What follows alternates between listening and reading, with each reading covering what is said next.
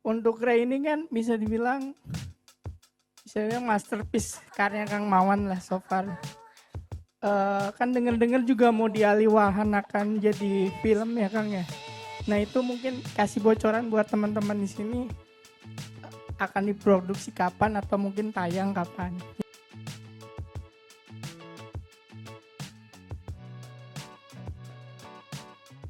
Salam Daeng Maman dan teman-teman sekalian. Perkenalkan saya Qadir Syahnedi dari Jambi, tapi saya punya darah Bugis karena orang tua saya dari Makassar.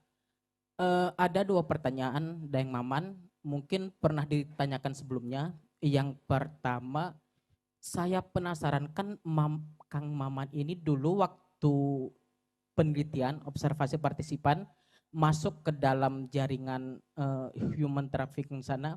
Dan pada saat itu kan Kang Maman masih sebagai mahasiswa, darah muda bergejolak, kemudian saya rasa libido seksual juga sedang meningkat. Dan Kang Maman pada saat itu tidak dalam pengertian tidak tidur dengan Re. Padahal banyak kesempatan pada saat itu. Kira-kira Kamu percaya saya tidak tidur dengan Ria? Ya karena Kang Maman itu teman baiknya Kiai Edi, maka saya percaya.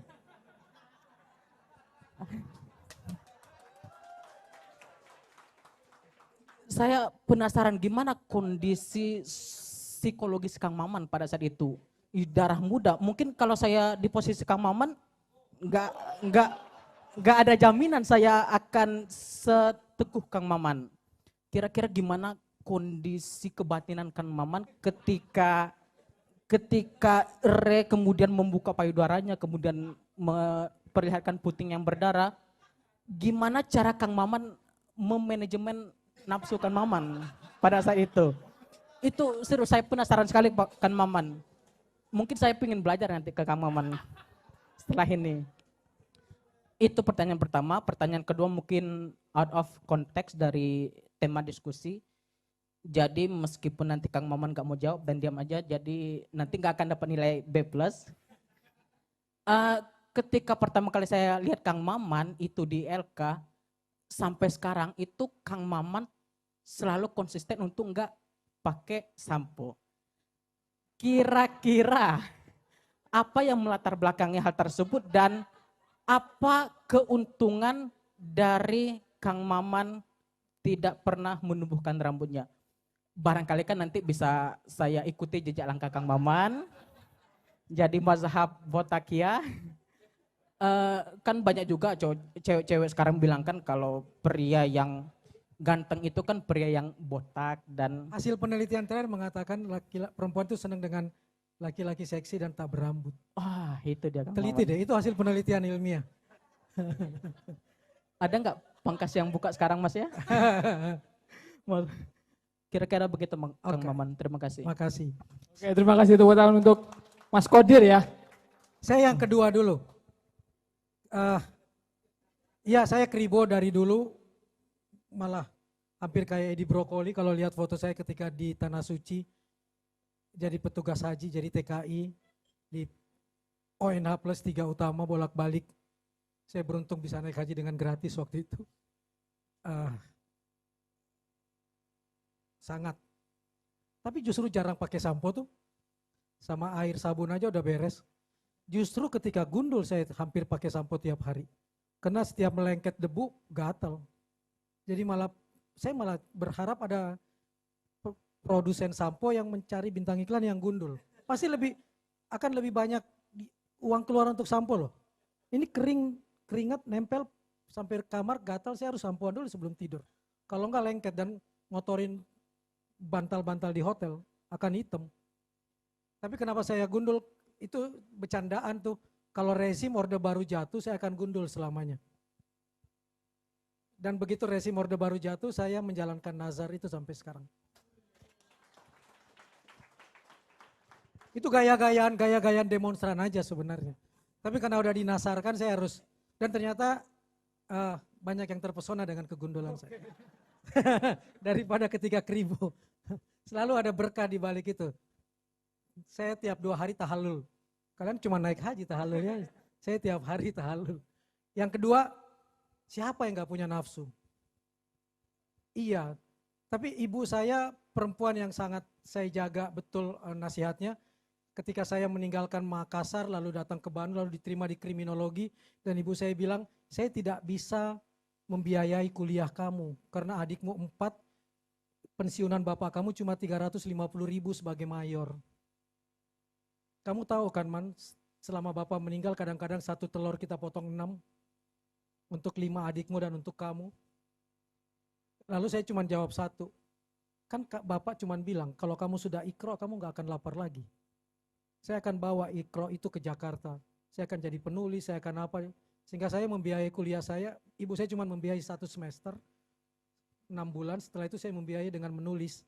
Saya menulis di Panji Masyarakat, saya menulis di Berita Buana, di mana-mana yang satu tulisan 15.000, 20, 25, target saya sebulan harus 75.000 supaya saya bisa makan 30.000 sebulan, 1.000 sehari, makan pagi disambung dengan makan malam, dengan makan jam 12 Indomie, dan karena keseringan makan Indomie itulah mungkin rambut saya rontok. Jadi harus makan jam 1 menjelang tidur, itu adalah supaya malam dan sarapan disatukan. Sehingga nggak lapar lagi untuk kuliah, baru nanti makan siang. Itu 30.000 plus 5.000 tiket. Bolak-balik naik bus kota waktu itu cuma 100, bolak-balik 6.000 tapi kalau langganan cuma 5.000.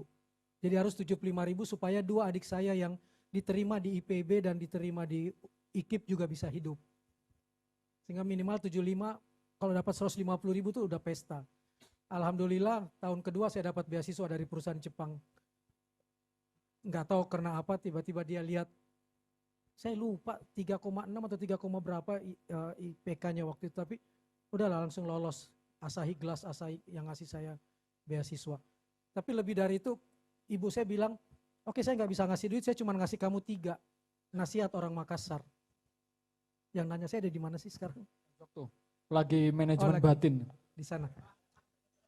Ibu saya bilang begini, kamu akan tetap berdiri teguh di garis yang ibu akan doakan selamanya kalau kamu menjaga talu capokmu. Orang Makassar ada di sini. Jaga 3 ujungmu. Capok lila, capok badi, capok laso. Capok lila itu jaga ujung lidahmu, jangan pernah sakitin orang. Sekali kamu sakiti orang, karma has no deadline. Kamu akan dibalas juga. Jadi hindari menyakiti hati orang. Kalau kamu nggak bisa ngasih, jangan hina orang. Jadi jaga mulutmu itu yang saya pakai. Kalau kamu begitu maka di mana-mana temanmu. Makanya saya nulis di buku, bukan buku agama, saya ceritakan nanti di buku yang terbaru. Kalau saya ke daerah, hari ini selama 10 tahun terakhir uang saya nggak laku. Orang berebut untuk ngasih kamar, untuk berebut kasih kendaraan. Saya bilang sama Yai Edi, saya baru tanggal 27 dibayarin tiket, dibayarin hotel sama Gramedia. Saya baru bilang begitu, sudah ada kiriman lewat WA, nih 2 kamar sudah saya bayar. Bayangin gak? Dan itu berlanjut terus sampai hari ini. Satu sih penyebabnya karena mungkin saya jaga mulut dan tidak pernah nyakitin orang itu. Capok lila. Yang kedua capok badik. Saya dikasih bawa badik di Makassar. Badik itu buat orang Makassar, harga diri, jangan pernah mau merendahkan dirimu menjilat untuk dapat duit. Tapi juga jangan, karena kalau kamu menjilat dan kamu jatuh harga dirimu, maka badik yang kalau ditegakkan adalah alif, maka alifmu akan jatuh. Harga dirimu jatuh, selesai kamu. Jadi selalu tegakkan badik ini. Dia harus berdiri. Ketika dia berdiri, dia kayak alif, selalu menunjuk ke atas. Dan yang atas, ketika kamu bersujud, berbisik ke bumi, maka yang di atas akan mendengar. Ketika kamu sudah angkat tangan, dia pasti turun tangan. Itu nasihat ibu saya. Dan yang ketiga, capok lasso, jaga ujung kelaminmu. Daripada kamu tiduri perempuan, lebih baik kamu masturbasi. Dengan tegas dia mengatakan itu. Kalau kamu sudah tidak tahan, kamu tidak tahan puasa, kamu tidak tahan lagi itu, maka lakukan itu. Dan kalau kamu mau tiduri perempuan, bayangkan itu adikmu, itu ibumu yang janda ini. Itu nasihat-nasihat yang muncul dari ibu. Jadi setiap saya nafsu, saya punya nafsu. Setiap saya nafsu yang muncul wajah ibu saya yang cuman beda 15 tahun dengan saya. 14 tahun. Saya 18, ibu saya 32.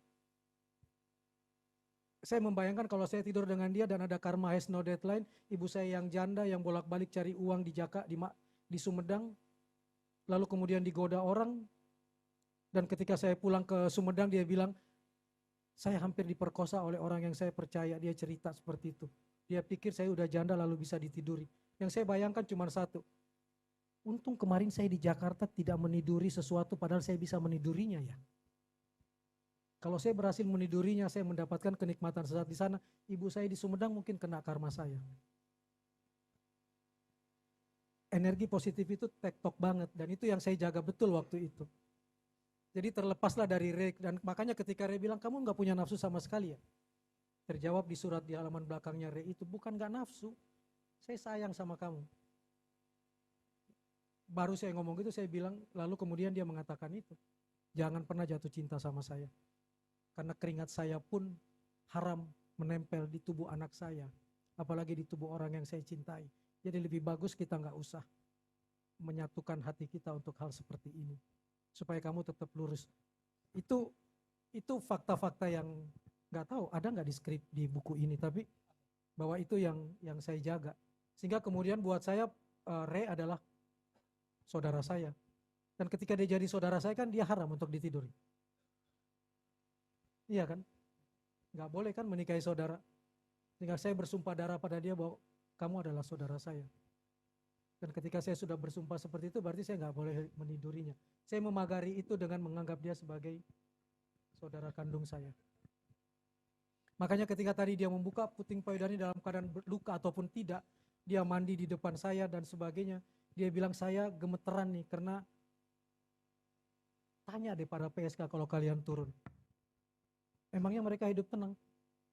Mimpi mereka adalah teriakan-teriakan ditiduri dan merasa dibunuh, merasa dikejar-kejar dosa dan teriak tiba-tiba, shock tiba-tiba, depresi tiba-tiba, menjerit tiba-tiba. Karena setiap ada kan mungkin di situ setiap dia mau masuk ke kamar, dia pegang tangan saya, ngaji ya selama saya di dalam supaya saya selamat. Kontradiksi banget kan? Dia melakukan yang kita bilang dosa tapi dia suruh saya, dan begitu dia keluar saya merasa, ya Allah terima kasih. Kamu masih dengar doa ini padahal yang kita berusaha selamatkan adalah perempuan itu. Lalu saya nanya terus menerus dan dia bilang, terima kasih saya masih selamat tapi doa ini pasti tidak untuk saya. Yang penting kita selamatkan itu melur, yang penting kita selamatkan itu melur. Karena itu amanah. Dan walaupun saya pelacur, amanah terbesar buat saya adalah anak saya. Supaya saya tidak dibilang mengkhianati amanah Tuhan diberi seorang anak. Dan dia harus jadi. Itu yang membuat saya merasa melur pun adalah anak saya. Dan dari dialah saya belajar. Bahkan seorang pelacur pun mengatakan ini amanah Tuhan yang tidak boleh dikhianati. Lebih muliakah saya daripada dia? Sementara saya sering berkhianat. Dan dia menjaga amanah itu. Tepuk tangan untuk Kang Maman. Malam ini kita dapat banyak sekali ya. Terutama nasihat dari Ibu Kang Maman yang saya takut kalau nyebutin benar atau enggak, Capo Lila. Capa atau capo, Oh, tergantung dia Bugis atau Makassar. Itu Oh. ujung. Ujung ya. Capo Lila, Capo Badik, Badik, Capo lasso. Lasso itu Lasso. alat kelamin laki. Oh berarti, oh ya. Saya sering dengar itu sama Orang Makassar banyak. Di sini Bugis tahu tuh. Oke. Pasti dengar juga kalimat ini kan ya. Nasihat ini nasihat umum. Oke, terima kasih Kang.